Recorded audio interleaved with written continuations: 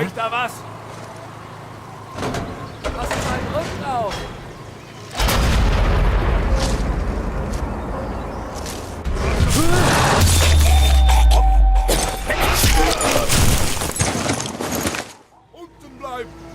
Sniper Elite 4 is fully playable for the first time. We've just got our hands on it. And we are catching up here with Tim. Thank you for joining us. My pleasure. Which are the main new features or the main new content you are presenting here at E3 2016? Well, for Sniper Elite 4 this year, we're showing the it's like the third level from the game. It's a massive, huge environment. It's bigger than anything people will have played in Sniper Elite before.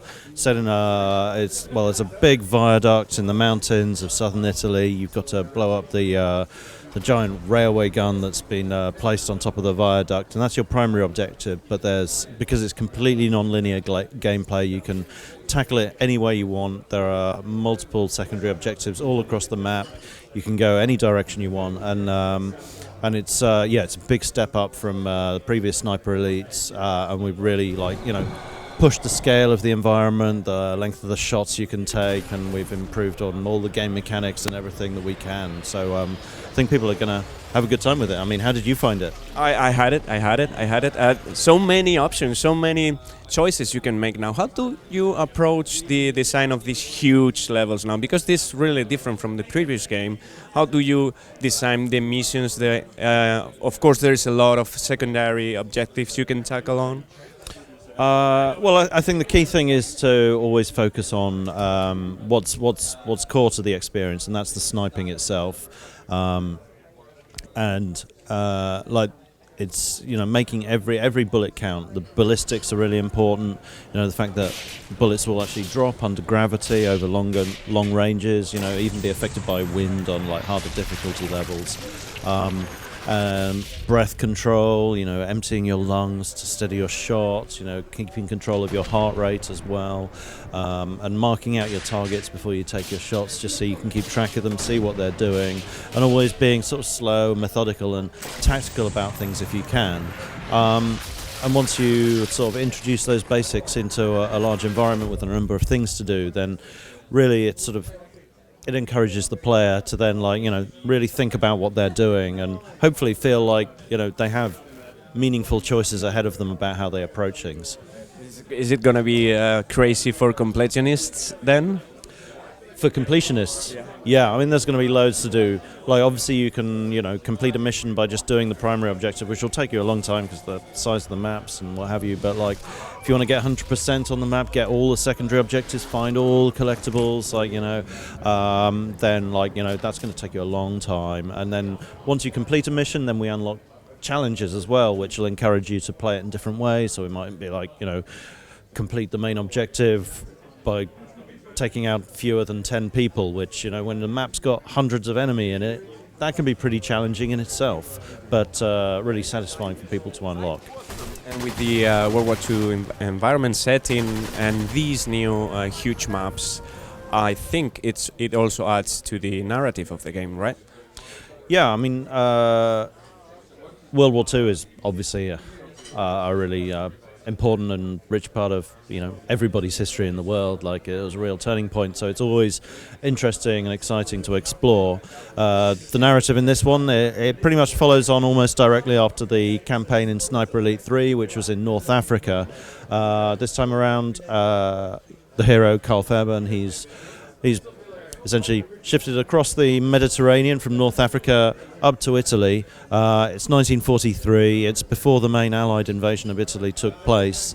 So, it's a bit different to what you might expect from a typical World War II environment, where you might be thinking ruins and everything being war-torn. But actually, Italy at that point was relatively pristine, and we've got some really beautiful environments. Yes, they're overrun by the Nazis, by the fascists, but and so there's obviously evidence of war there. But architecturally, largely everything is pristine, and the wildlife. So we've got the beautiful mountain valleys and forests and fishing villages and rural towns and monasteries and a huge variety of different environments, more variety than we've ever had in Sniper Elite before, and I think people are really going to get a kick out of it. It's certainly a great sniper's playground, I suppose.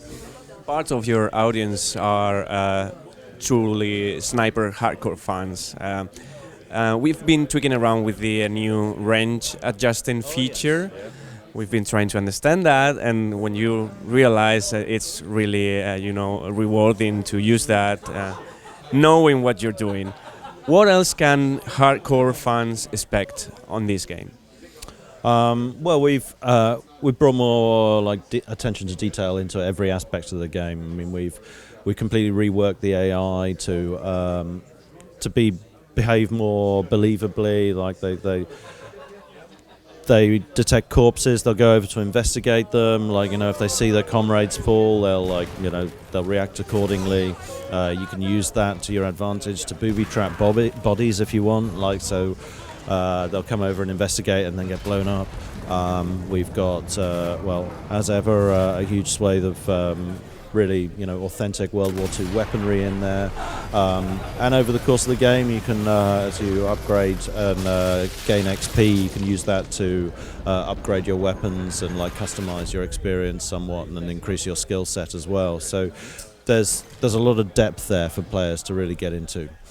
And then there's the spectacle itself. There is the explosion, there's some action as well, and of course the kill cam you have. I'm guessing you've prepared some new disgusting but impactful kill cam animation. Yeah, I mean, the kill cams are obviously a fan favorite, and they people really get into that. So we've taken the opportunity to really increase the level of detail we've been able to do with the internal organs, with the skeletons, like the way they procedurally break according to wherever the bullet might hit, whatever angle it might be at.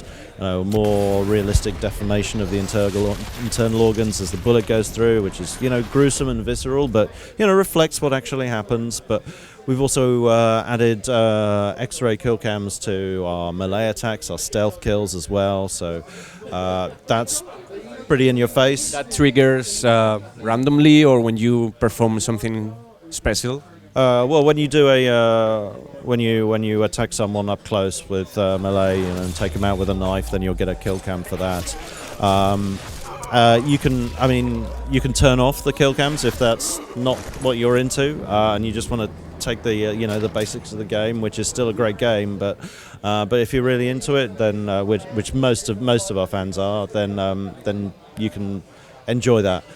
We've also got kill cams for traps as well. If you lay a mine or a trip mine, then when someone triggers that, then we'll cut to that and show them being blown up by the mine, which is a good payoff, especially if you've left a mine somewhere in the level and you're off doing something else, and you suddenly it gets triggered by someone. You're like, oh yeah, I left that mine there. Yeah, I did that. That's cool.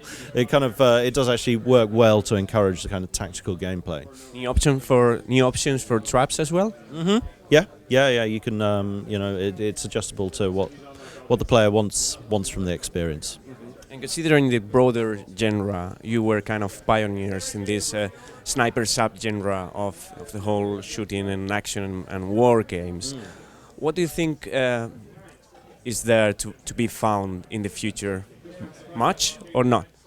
Oh, there's always new things to be found. I mean, I remember a time when people thought the idea of just a game focused on sniping would be, too limiting. But that's far from the case. Whenever you sort of focus down on something core that you really want to, focus on, then you're always finding new details, things that add meaning to the experience, give it more focus, and make it, it helps us stand out from, other shooters, which are, often more focused on the kind of Michael Bay style Hollywood explosions all over the place. And we've got our explosions and stuff, but